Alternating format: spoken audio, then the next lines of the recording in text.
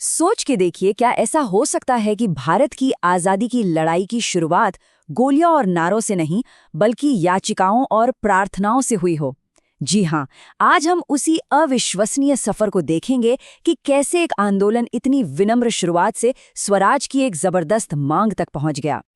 तो सवाल ये उठता है कि आखिर इन 30 सालों में ऐसा क्या बदल गया। एक आंदोलन जो ब्रिटिश न्याय व्यवस्था में विश्वास करके शुरू हुआ था, वो अचानक से सीधे सीधे सेल्फ गवर्नमेंट यानी होम रूल की मांग कैसे करने लगा। चलिए इसी दिलचस्प बदलाव की गहराइयों में उतरते हैं। इस पूरी कहानी को हम 4 हिस्सों में समझेंगे। सबसे पहले याचनाओं का युग, उसके बाद बंगाल का तूफान जिसने सब कुछ बदल दिया, फिर आएंगे उग्रवादी और क्रांतिकारी, और आखिर में स्वशासन की पुकार। तो हमारी कहानी शुरू होती है साल 1885 से, इंडियन नेशनल कांग्रेस के जन्म के साथ। इसके जो शुरुआती 2 दशक थे, मतलब लगभग 1905 तक का समय, उसे नरम दल का दौर कहा जाता है। और ये एक ऐसा दौर था जो बहुत ही सोची समझी बातचीत और एक मजबूत विश्वास पर टिका हुआ था।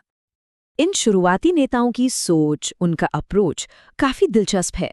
वो सच में ये मानते थे कि अगर ब्रिटिशर्स के न्याय की भावना से अपील की जाए, संवैधानिक तरीकों से अपनी बात रखी जाए, तो असली बदलाव लाया जा सकता है। मतलब उनकी ये सोच ब्रिटिश सिस्टम में एक गहरे विश्वास से ही निकली थी। उनकी स्ट्रैटेजी को अक्सर 3 P's के नाम से जाना जाता है: प्रेयर, पिटिशन और प्रोटेस्ट। लेकिन यहाँ उनके प्रोटेस्ट का मतलब समझना बहुत जरूरी है।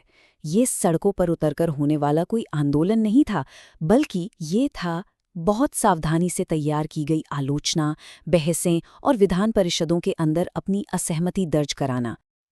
इस दौर को आकार दिया दादा भाई नौरोजी जैसे दिग्गजों ने, जिन्हें grand old man of India भी कहते हैं। साथ में थे गोपाल कृष्ण गोखले अपनी तेज तर्रार बुद्धि के लिए, और फिरोज शाह मेहता अपनी कानूनी महारत के लिए। इन सब ने मिलकर एक ऐसे देश में राजनीतिक चेतना की नींव रखी जो अभी अभी जाग रहा था। लेकिन फिर आया साल 1905 और राजनीतिक परिदृश्य हमेशा के लिए बदल गया। एक ऐसी घटना हुई, बंगाल का विभाजन, जो एक तूफान की तरह पूरे देश में फैल गई और इसने आंदोलन का रुख हमेशा के लिए मोड़ दिया। चीजें बहुत तेजी से हुईं। 19 जुलाई को घोषणा हुई, 7 अगस्त को कलकत्ता के टाउन हॉल में एक जबरदस्त विरोध सभा हुई, और वहीं से जन्म हुआ स्वदेशी आंदोलन का। और 16 अक्टूबर को विभाजन एक कड़वी हकीकत बन गया। पूरा देश एकदम स्तब्ध था। ब्रिटिशर्स की रणनीति बिल्कुल साफ थी: फूट डालो और राज करो। ये कोई प्रशासनिक सुविधा के लिए नहीं किया गया था, ये एक सोची समझी कोशिश थी। बंगाल को हिंदू बहुल और मुस्लिम बहुल इलाकों में बांटकर बढ़ती हुई राष्ट्रवादी एकता को तोड़ने की। लेकिन शायद अंग्रेजों ने लोगों के जज्बे को कम आंका था। इस विभाजन ने एकता की एक ऐसी लहर पैदा की जो पहले कभी नहीं देखी गई। 16 अक्टूबर एक राष्ट्रीय शोक दिवस बन गया। रविंद्रनाथ टैगोर के कहने पर यह राखी दिवस में बदल गया, जहां हिंदुओं और मुसलमानों ने एक दूसरे को राखी बांधी, एक न टूटने वाले रिश्ते, एकता की प्रतीक के रूप में।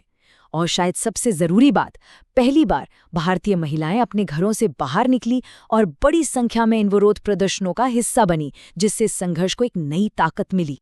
और देखिए, ये आग सिर्फ बंगाल तक ही सीमित नहीं रही, ये पूरे उपमहाद्वीप में फैल गई।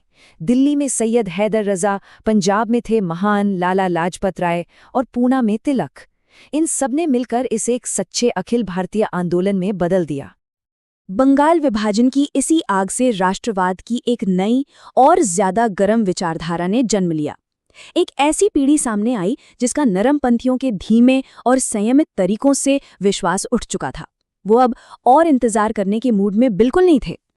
दोनों विचारधाराओं के बीच का फर्क काफी बड़ा था। एक तरफ थे नरमपंथी, जो अभी भी ब्रिटिश ढांचे के अंदर ही सुधार चाहते थे, लेकिन दूसरी तरफ थे चरमपंथी यानी गरम दल, जिनका लक्ष्य बिल्कुल अलग था: स्वराज यानी पूर्ण स्वशासन। और इसे हासिल करने के लिए वो बहिष्कार और जन आंदोलन जैसे टकराव वाले रास्ते अपनाने से डरते नहीं थे। और इस नई दृढ़ भावना को बाल गंगाधर तिलक के जज्बे से बेहतर कौन व्यक्त कर सकता था। उनका वो नारा, स्वराज मेरा जन्मसिद्ध अधिकार है और मैं इसे लेकर रहूंगा, ये सिर्फ शब्द नहीं थे, ये एक पूरी पीढ़ी के लिए एक युद्ध घोष, एक मंत्र बन गया। इसी दौरान एक और इससे भी ज्यादा कट्टरपंथी आंदोलन अंधेरों में, परछाइयों में पनप रहा था।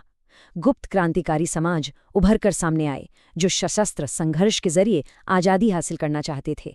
महाराष्ट्र में था वीडी सावरकर का अभिनव भारत और बंगाल में थी अनुशीलन समिति, जिसका मकसद बिल्कुल सीधा था, खून का बदला खून। इन क्रांतिकारियों की हिम्मत का एक नमूना 1908 में मुजफ्फरपुर में देखने को मिला। दो नौजवान खुदीराम बोस और प्रफुल्ल चाकी ने एक बदनाम जज किंग्सफोर्ड की गाड़ी पर बम फेंककर इतिहास का रुख मोड़ने की कोशिश की। उस रात उनका निशाना चूक गया, लेकिन उनके इस काम की गूंज पूरे साम्राज्य में सुनाई दी। और ये नंबर 18, सिर्फ 18 साल, ये उम्र थी खुदीराम बोस की जब उन्हें फांसी दी गई। वो भारतीय स्वतंत्रता आंदोलन के सबसे कम उम्र के शहीदों में से एक बन गए। आज़ादी के लिए दिए गए सर्वोच्च बलिदान की एक हमेशा याद रहने वाली निशानी। क्रांतिकारी जोश ने एक तात्कालिकता की भावना तो पैदा की, लेकिन एक ज्यादा व्यापक और संगठित आंदोलन की भी जरूरत थी। और यही चीज हमें इस दौर के आखिरी चरण तक ले आती है, जहां स्वराज की मांग एक शक्तिशाली मुख्य धारा के आंदोलन में बदल गई, होम रूल की पुकार।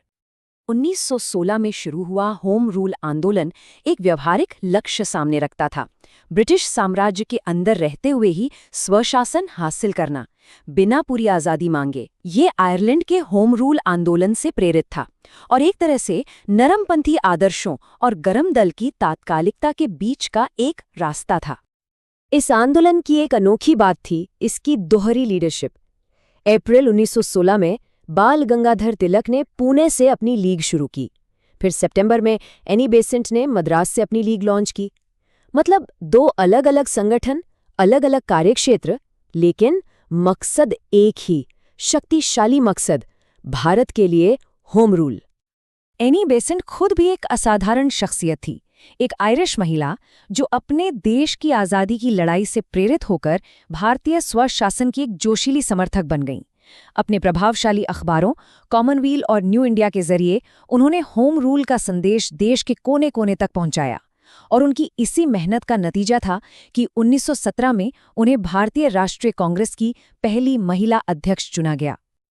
तो इस तरह सिर्फ 3 दशकों में ये सफर पूरा हुआ, विनम्र याचिकाओं से लेकर स्वशासन की एक शक्तिशाली राष्ट्रव्यापी मांग तक। आंदोलन को अपनी आवाज मिल चुकी थी, अपनी ताकत का एहसास हो चुका था। लेकिन अब एक बड़ा सवाल सामने था, संघर्ष का अगला रूप क्या होगा? वो कौन सी चिंगारी होगी जो आखिरकार ब्रिटिश साम्राज्य की नींव हिलाकर रख देगी? इसका जवाब इतिहास के अगले पन्ने पर इंतजार कर रहा था।